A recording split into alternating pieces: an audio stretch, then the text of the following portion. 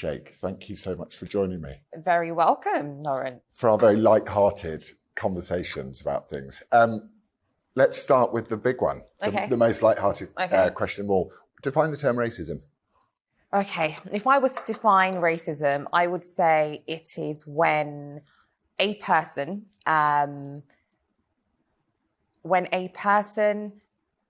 presents an action or speaks about something which is discriminative of the other person because of their race. That's exactly how I define the term racism. Now let's go. Have you ever heard of the Equal Treatment Bench book? No, I haven't actually. It's guidance for top judges. Okay. It's over 500 pages long, and it came out just the same time as the Race and Ethnic Disparities report came out, which defined racism. Okay. It's pretty much exactly the same way as you defined it. Yeah. This is what the guidance for judges says. Racism is a term defined more by effects/outcomes than by motives. A racist action or a person who acts in a racist way is not necessarily racially prejudiced. However, the term is often used to describe a combination of conscious or unconscious prejudice and power to implement action which leads, however unintentionally, to disproportionate disadvantage for BAME people. Can't say BAME anymore. People who use the term racist to describe the actions of others may or may not mean that the other person is personally prejudiced. Wow. Discuss. Wow. Okay. Do you agree with that? Oh, well, I don't know if I agree or disagree. Why? Because I think right there you've just read out a number of things, probably 7 or 8 things that we'd have to unpack and really get to the crux of, because a part of it is saying, well, there is prejudice, and then they're saying, but that prejudice may not be really like a subconscious bias that they hold, and it also might mean that what they're saying is not really what they mean. It basically says, to me, it says everybody with white skin is a racist. Okay. That's what it says to me. It goes, it may or may not be, you may not mean to be, but you definitely are, just in case, side point, caveat 3, 4, 5, 6 and 7. Yeah. And this is guidance for judges. But why do we not live in a world where we go, racism is discriminating against someone based on their race? I guess because to say something like that is a huge accusation. I think that's the first thing. I think because one of the things that we're tackling globally is racism. And I do know that... Systemically, globally? Now, yes, correct. Okay. And when we talk about it, we always say that a person who is white technically cannot experience racism. How come? Simply because they are born with a privilege, which is the colour of their skin. But what about the working class kids in the north of England who don't go to university? Yes, but that's and have not... no money. Are they privileged? It's different, right? Because... Are you going to redefine the meaning of the word privilege? Privilege is... I mean, we don't have to go into semantics right now. Okay. But there is a privilege based on the colour of your skin. Now, you can either accept that exists. Is there black privilege? No, there isn't. So there's only white privilege? There is only white privilege. It sounds dreadfully like racism. I mean, saying that a person has privilege based on their colour isn't the same as racism, because you're not attacking the person. Having a privilege is a good thing. And I would love to have been But again, back raised. to the little white kids who don't have any privilege or any money. But that's... Are they privileged? Is it going to help them? They can be.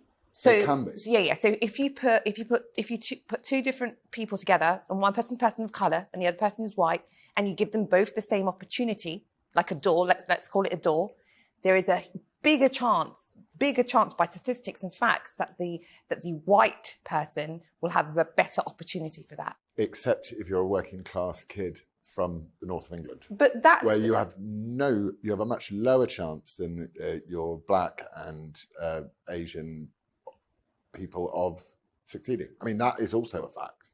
What I want to say is, like, I just take someone at face value.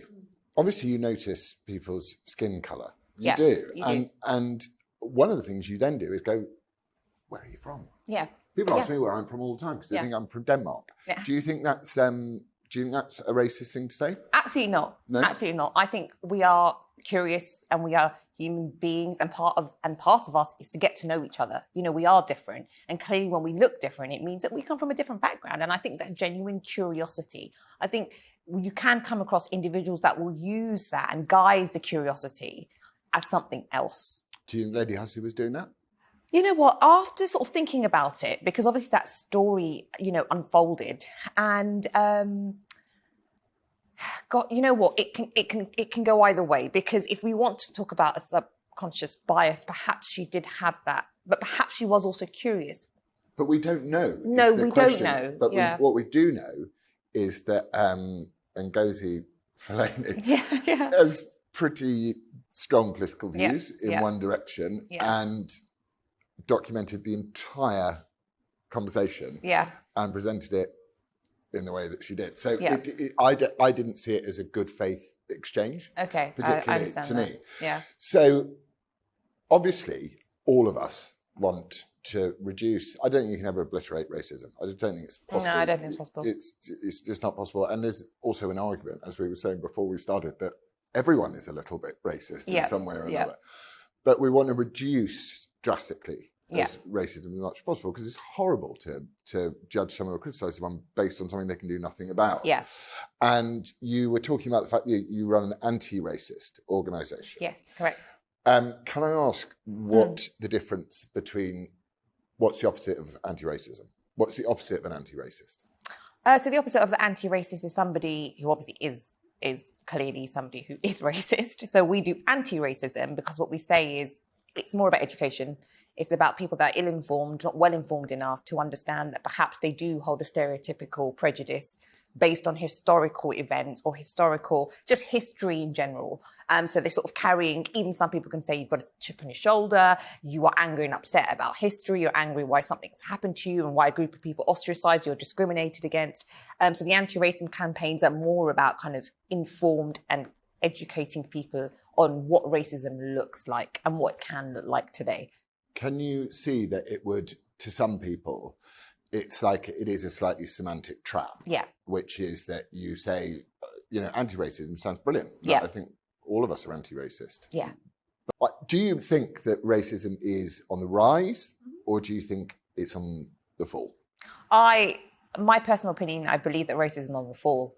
I don't think it's something that is getting worse. I think, in fact, the tools and the things that we have present today is really helping drive that. I think the education system as well has incorporated so much about this now. And I believe at one time there was this thing about seeing everybody the same, and I think that's quite unhealthy. What do you mean, sir? So at some stage in schools, I actually recant being told that we should all look at each other as the same.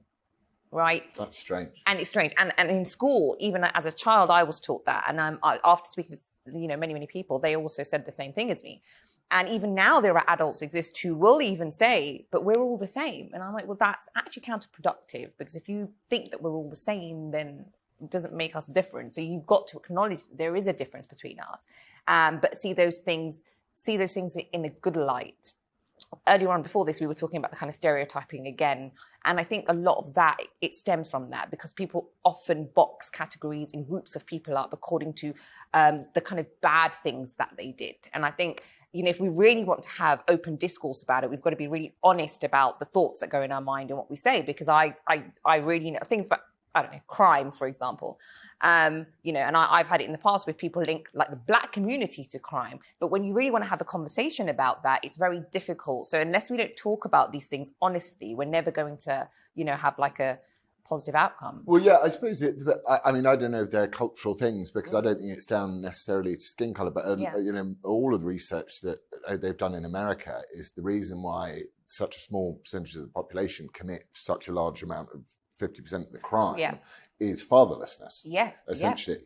So I don't think that's got anything to do with skin colour. No, I don't either. And there must be very complex reasons that one can look back, all the way back through Jim Crow, all the way back to slavery, as to why that is. But then you find some interesting statistics, which is that during Jim Crow and during slavery even, Black families had a higher rate of staying together than white families did. Yeah, absolutely. So it's not my concern, but my worry is that if we talk about it a lot, we stop seeing the individual in the other person. Yeah. And it's why I particularly don't like Meghan Markle very much. Okay. Because she talks about it all the time. Yeah. And it's like, I know you're from South Asia. Yeah. Right? But you could very easily be from Sicily. Yeah. Which, when people meet me, they do ask me. They actually ask me where I'm from, and sometimes I say where I'm from. What's your take on the Meghan and Harry moan-a-thon? Oh gosh, look, I've got loads of backlash because obviously, as an anti-racism campaigner, which by the way, anti just means against racism. But yeah, as an anti-racism campaigner, apparently I should have been supporting her. But the truth is, what I try to tell people is I don't like her. There is something about her that doesn't sit right with me. She looks like a bully, doesn't she? Yeah, and I just feel like, is she playing the racism card just to suit the kind of, money? Okay, fine, could be money. But because for me, I always look at history to show me a lot about an individual. And I feel like she's never really has spoken about that in the past. And all of a sudden, we're talking about racism now linked to Meghan. So, I've got a lot of things to say about her. She does a lot against the cause of harmony. Yes. Which is what we're doing. And I think we're probably in a funny time in the West anyway, as, you know, I've said this millions of times, my nephews and nieces, they're all mixed race. And in the next 2 or 3 generations, I think pretty much most people are going to be mixed race. Yeah. So we're in this sort of clunky time. And I wonder whether heightening the noise on racism, like they did a talk at my son's school. How do I talk to my child about race? It's like, don't just say not that we're all the same, but just love everybody. Yeah, absolutely. Unless they're bullying, judge them on their actions, not their this. And I think instead of always finding something that's not the same in our cultures and people of color, I think there's so much that connects us together. So I think if we focus on the things that are alike, food, culture, like, for instance, I went to Italy and I spent some time in Italy and I realized that they're so traditional in their family values. And it was so close to me as a South Asian Muslim family. So much of the things that we like and the things that we do are the same. So I think it's really important that people also don't always talk about the things of why we're different. We look at the things of why we're the same. And I think that's an important discussion to have. That sounds like a really positive thing. Yeah. It would seem like you wouldn't need to, that wouldn't be anti-racism, that would just be pro-harmony. Yeah. It's like pro-choice or pro-life. I mean, also like Laurence, what I was thinking is that I think we're in a time where lots of people think that being drama central is productive. And just going by history, like even when I spoke to my grandmother, God bless her when she was alive, she always spoke about peace and she always spoke about harmony. And I just believe that at the moment we are facing this challenge, which is let's just have drama. And sometimes drama borderlines entertainment. And yes, it might be fun for 5 minutes, but actually, what does peace look like? What does harmony look like between people? We do have to focus on that. Well, it's almost, I completely agree with you, but it's almost like the horse has already bolted. Yeah. Because I'm guilty of it. If someone attacks me, I get attacked frequently. I'm frequently called a myriad of things that are just not true to me. Yeah. And I find it very, very upsetting. And sometimes I will push back really hard because I will go, you're attacking my good name. Yeah. And I take that very personally. Yeah. So I wonder how we put the genie back in the box. What do you reckon? How do we promote harmony? By trying to see the positives in each other as individuals. Definitely. Does your faith play any part in that? And are you a practicing Muslim? I mean, are you an ethical Muslim? Yeah. So I'm for sure a Muslim. But practicing Muslim, again, is questionable because people may argue, well, no, you're not practicing, considering the fact that, I used to wear hijab and I don't now. You slept in your hijab and covered your eyebrows in case you go to hell. I did. I used to cover my hijab up to my eyebrows and my mum used to prise it off me. This was when I was like 9. So your mum's going, get it off, babe. Yeah. My mum used to try to get it off me when I was in bed. Why were you so into it? Oh gosh, it's it was just one of those things. Going to mosque, it was it's part of our faith. You go to mosque when you're younger. And, if you've got a teacher, you are being influenced by them. Yeah. And at that time, look, life to me at that time was on a reward system. So for me, I felt like all the good deeds that I did, considering, I was only 9 years old, but all the good deeds that I would do would ultimately get me to heaven. And I'm so young. I have no understanding of life. This was the one thing that wasn't controllable, I guess, for me. I was so young, wasn't I? It was just... Yeah, no, I think people should be allowed to, do whatever they want. Yeah. What do you think about as a visitor in another country that you should ascribe to their cultural norms? Or, I mean, what are your views on people when you see the full, Veil? the full thing with the kind of black and the little gold thing? Yeah. What do you think that's fine? Wear whatever you like? Yeah, I believe, look, people should, I'm like the least judgmental person. So if that's something that you are adopting to wear as a symbol of something, then sure. For me, I always say, understand why you're doing something. Because when I lived my own experiences in the past, I didn't fully understand something. So I think it's important for people to know why they're doing something. Always know the why behind everything that you're doing. Because it's not healthy to do something because someone else told you to do it. That means you're doing something for them and not for yourself. And I do believe that there is an element that if you do travel and you go to different countries, they have a different culture. The way things work in that country is different. So I think it's important that we are respectful of that. But then now, we are in a climate where there is a East meets West. We've got faith and non-faith, and that is merging slightly. So like you said, you'd have pockets of places where you can be a little bit freer. But I do feel like to adhere to kind of rules and respecting that country actually says more about a person's character than anything else. Right. I think, obviously, we have a cultural heritage of looking at each other's faces. Yeah. So when you see somebody who you can't see their face, you feel immediately othered from them, alienated from them, that you can't connect with them. Yeah, absolutely. And that I can see why some people find that a bit sort of stressful. Yeah, and this obviously goes back to the debate as a Muslim. That's something that I question all the time, and I believe this is my interpretation that the face veil isn't compulsory, because you're right. There are certain things that we do when we speak to each other. You need to see a person's face. You've got these gestures. You've got the language that they're speaking is not only verbal. You see, so you've got the tone of the voice, you've got the body language, and when you're covering everything up, you're not able to get that. So I don't believe the face veil it's fully like an obligation in Islam. I definitely think it's a choice. And a part of me always questions the practicality of something.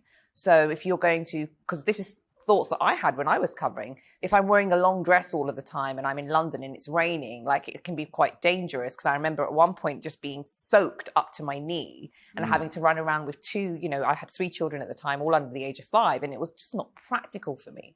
Hence why I believe that there are some cultures that we've adopted from other countries. So this long dress, even, I don't know, have you seen some men wear this very white dress? It's called the thobe. Oh, I like that. Yeah, which is cool, right? I've got one. Oh, have you? Have you got one? And one, have you got the condura and everything to match? I've got the whole lot. I do wear it. Yes, I mean, if you think about it from like a historical sense, I had to educate a few people to say that the thobe and the abaya are actually cultural dress that comes from Saudi Arabia. It's not actually Islamic. It's a cultural dress. And when you look at the way Muslim men used to be in the past, they used to ride horses. They used to go to war. If you imagine wearing the thobe and trying to do anything in that, you can't run because the width is ridiculous. So you literally fall over. But you look great. I mean, you look great, but it's impractical. So little things like this, I think that comes under the banner of education and being informed. I love cultural appropriation. I think it's an amazing thing. Yeah. Without cultural appropriation, I would never have got to have pad krapao. Yeah. Minced chicken. Yeah. Okay. And rice. Yeah. And hot chili and basil, and just my favourite food on earth. Yeah. Do you think are there any examples of bad cultural appropriation? No, I think I don't know what term you want to put this under, but there is a very detrimental woke culture